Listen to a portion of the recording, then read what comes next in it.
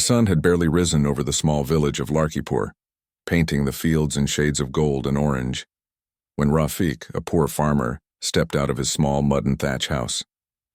His hands were rough and calloused, his clothes worn and patched, and his eyes carried the weight of many years of struggle. He had lived all his life in this village, tending to his small farm, which was barely enough to feed his family. Despite the hardships, Rafik was a man of hope, kindness, and dignity. Each day he rose early to water the crops, repair broken fences, and plow the dry, stubborn soil. The rains had been unpredictable lately, and his farm suffered from the inconsistency. Yet he never gave up. His family depended on him, his aging mother, his wife, and his 2 young children. Even when hunger gnawed at his stomach, he continued his work, believing that one day his hard labor would bear fruit. On this particular morning, however, something unusual had disturbed the quiet of the village. News had spread quickly. The village chief, an elderly man named Chief Haroon, had fallen gravely ill. The chief was respected by everyone in Larkipur. He had led the village with wisdom and fairness for decades. People said he was like a father to the community, always helping those in need and resolving disputes with patience. Now, seeing him bedridden and weak, the villagers were filled with fear and sorrow. Rafik listened as neighbors whispered about the chief's condition. He might not survive the night, one woman said in a trembling voice. His body is weak and no medicine seems to help. Another villager added, "It is said that the chief's life can be saved if he receives a special meal, a meal prepared with love and shared selflessly. But who among us is willing to give?" Rafik felt a heaviness in his heart. He thought of his own situation. His family had only 1 small pot of rice left, along with a few vegetables he had managed to gather. There was barely enough to fill his children's small stomachs. Sharing this meal meant that he and his family might go hungry for the night. Yet he could not ignore the thought of the dying chief.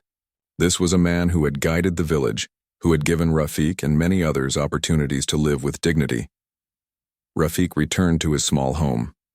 The walls were simple, the roof patched with dried leaves and straw. Inside, his wife Amina was preparing breakfast for the children. She noticed his worried expression. "Rafik, what troubles you?" she asked softly. He explained what he had heard about the chief and the need for a special meal. Amina looked at the small pot of rice and the vegetables, then at her children. Their eyes, bright and trusting, looked up at her. Without hesitation, she nodded. "If the chief can be saved, then we must help. We may be hungry tonight, but kindness is more important." Rafik smiled at her courage. Together, they carefully prepared what little they had. The rice was cooked to perfection, the vegetables carefully chopped and mixed. Every grain, every piece of vegetable was arranged with care. This was not just food. It was a symbol of love and sacrifice. Carrying the small bundle to the chief's home, Rafik felt a mix of fear and determination. As he approached the chief's house, he saw the village elders gathered, faces heavy with worry. The chief lay on a simple bed, his breathing shallow, his eyes barely open. When he saw Rafik, a weak smile appeared on his lips. "You came," he whispered, his voice barely audible. Rafik knelt beside him, placing the small bundle of food near the chief. "Please eat this, sir. May it help you regain your strength," he said softly. He could feel the chief's frailty, the immense struggle he was enduring just to breathe. Yet the chief's eyes were filled with gratitude, a silent understanding of the sacrifice Rafik had made. The chief took a small portion of the food, each bite taken with difficulty. Rafik watched, his heart heavy but hopeful. Outside, the villagers waited anxiously, unsure if this small act of kindness could really make a difference. Slowly, the chief's color began to improve. His breathing steadied and his eyes regained a faint sparkle. The elders looked on in amazement. He may survive," one whispered, tears in her eyes. As the day passed, the chief continued to eat slowly, and Rafik remained by his side, offering water and gentle words of encouragement. Every time the chief smiled or coughed less painfully, Rafik felt a warmth in his heart. It was not just relief, but a quiet joy that came from doing something good without expecting anything in return. Even when the sun began to set, Rafik did not return home. He stayed sitting quietly beside the chief, listening to the faint sounds of life returning. Memories of his own struggles, long days in the sun, nights with empty stomachs, the constant worry for his children, seemed lighter now. In that small, simple act of sharing, he found a strength he did not know he had. The villagers began to notice Rafiq's selflessness. Children peered from behind doors, elders whispered to one another, and neighbors nodded with respect. This was not just a farmer sharing food.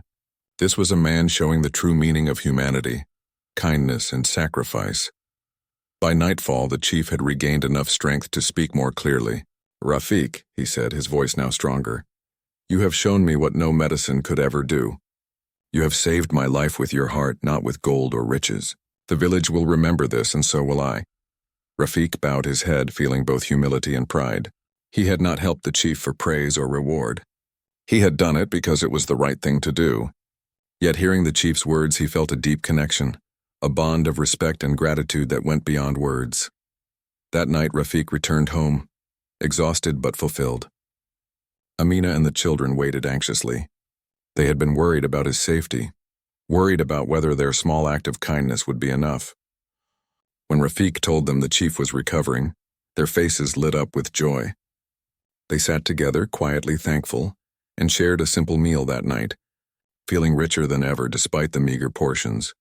The story of Rafiq's sacrifice spread through the village like a gentle breeze, reaching every corner. People began to speak of the farmer who had given his last meal, not for fame or reward, but because he believed in doing what was right. Children learned the value of kindness.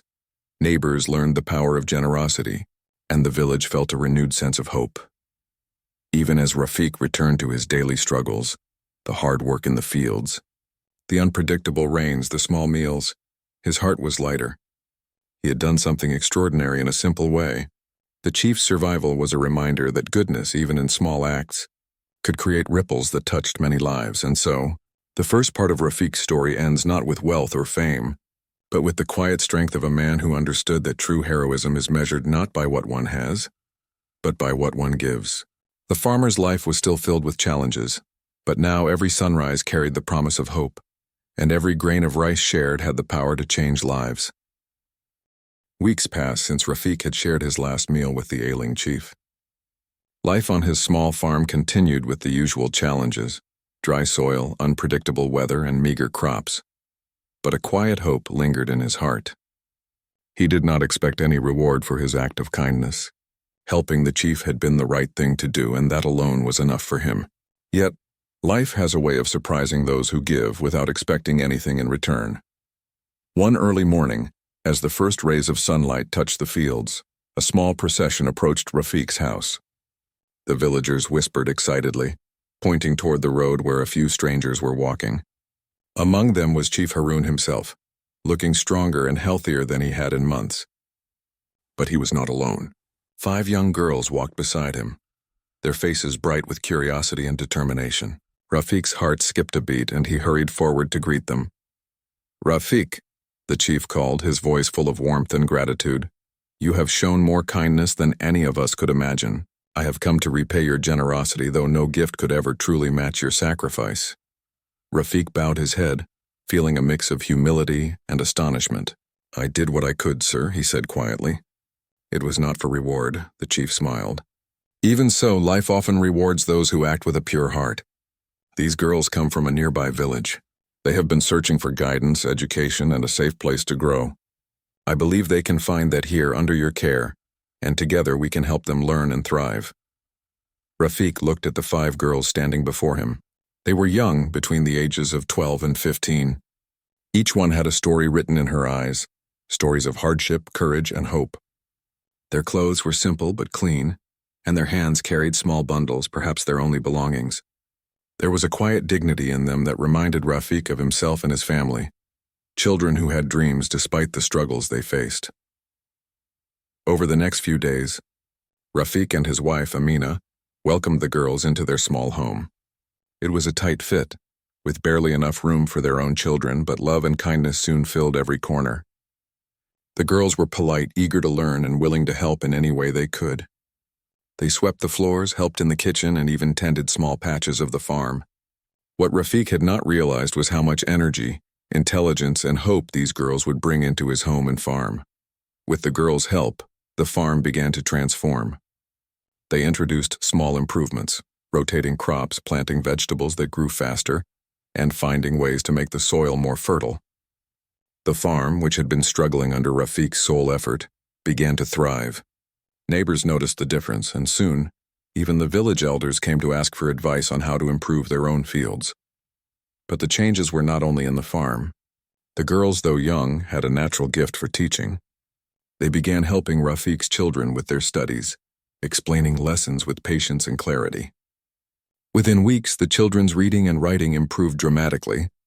The little home, once filled only with struggle and worry, now resonated with laughter, learning, and hope.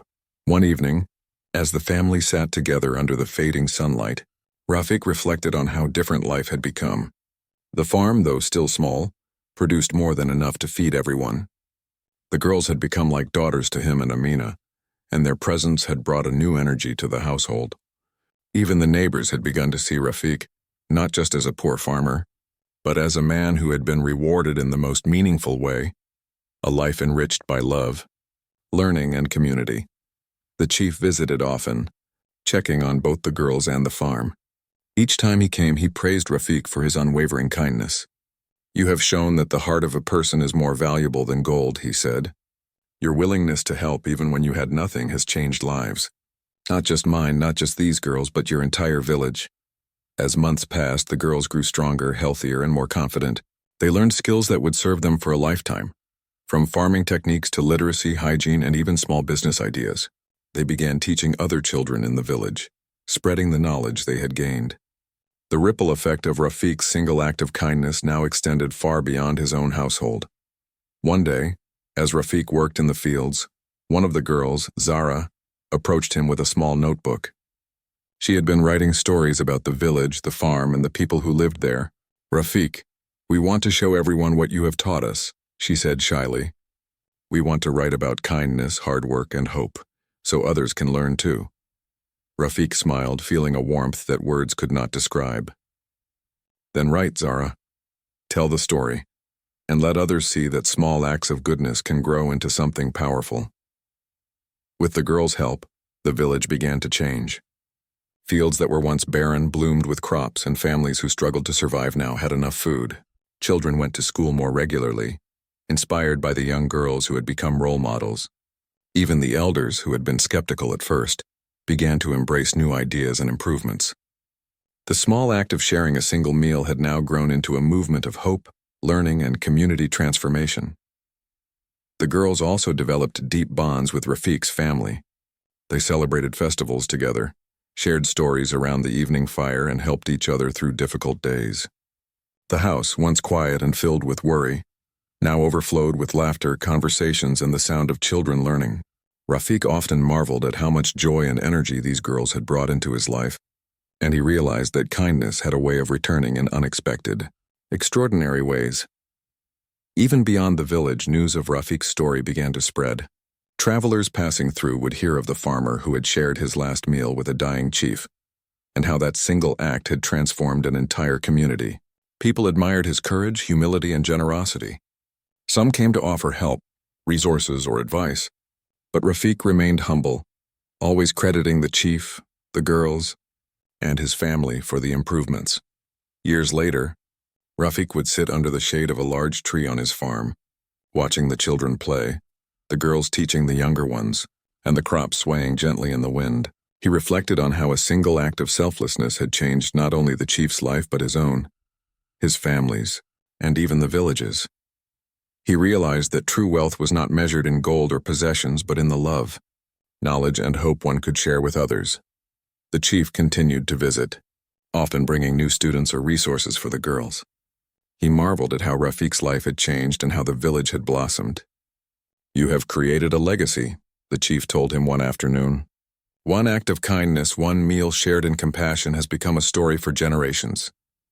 Rafiq nodded, his eyes glistening with tears. He thought of the long days of struggle, the hunger, and the doubts he had faced. All of it had led to this moment, a life filled with laughter, learning, and the knowledge that one's actions, no matter how small, could create waves of change. The 5 girls, now confident and knowledgeable, had become pillars of the village. They taught the children, helped the farmers, and inspired everyone to believe that kindness and hard work could change lives. They often said that Rafik had given them not just food or shelter, but the opportunity to dream, learn, and grow. And in return, they brought life, energy, and hope into a home that had once struggled just to survive. In the end, Rafik's story became more than just a tale of a farmer and a chief. It became a story of humanity, generosity, and the extraordinary power of small acts of kindness. One meal shared without thought of reward had changed the course of lives, proving that hope, love, and determination can transform the world, one person at a time. And so the village of Larkipur thrived. Fields grew greener, families grew closer, and children grew wiser. And at the center of it all stood a humble farmer, whose heart had shown that true greatness lies not in wealth, but in the courage to give, even when one has little to offer.